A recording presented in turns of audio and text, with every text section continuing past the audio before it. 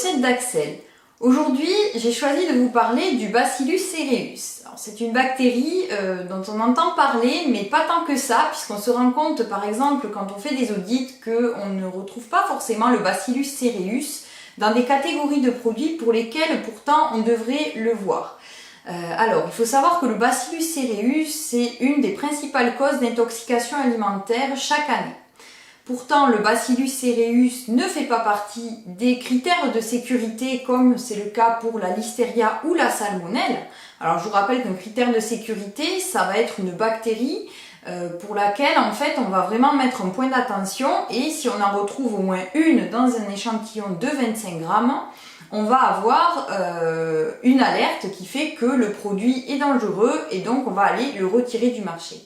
Aujourd'hui, le Bacillus cereus ne fait pas partie des critères de sécurité, il est juste nommé dans les critères d'hygiène et pourtant il faut vraiment le prendre en considération puisqu'il peut avoir de grosses conséquences.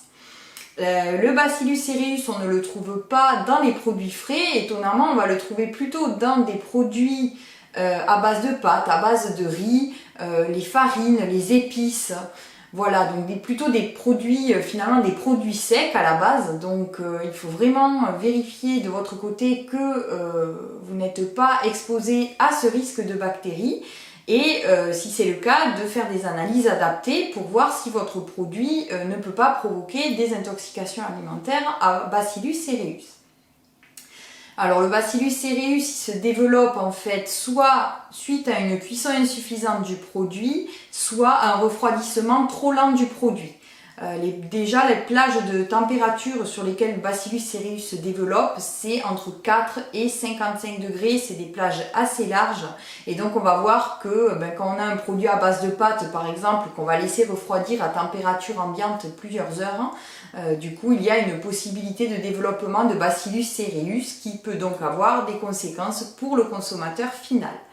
Alors maintenant, pour savoir si votre produit est sensible au développement de Bacillus cereus et s'il y a des critères à respecter, le plus simple c'est de vous référer aux critères FCD puisque les textes réglementaires donc, ne définissent pas clairement Bacillus cereus, ils ne donnent pas des critères pour cette bactérie, à l'exception des produits baby food. Donc du coup, si vous n'êtes pas en baby food, je vous invite à consulter les critères FCD et de voir par catégorie de produits, finalement en famille de produits, voir si le Bacillus cereus fait partie des bactéries à prendre en compte ou non. Si c'est le cas, bien l'intégrer à votre étude HACCP et faire des analyses pour voir comment votre produit se comporte par rapport à cette bactérie. Vous pouvez aussi consulter les fiches de l'ANSES qui vous donneront donc des indications par rapport à cette bactérie. Si vous avez la moindre question, n'hésitez pas à nous solliciter et je vous rappelle, n'oubliez pas de vous abonner aux recettes d'Axel pour suivre nos vidéos. On poste au moins une vidéo par semaine. Voilà, je vous souhaite une très bonne journée et je vous dis à très bientôt.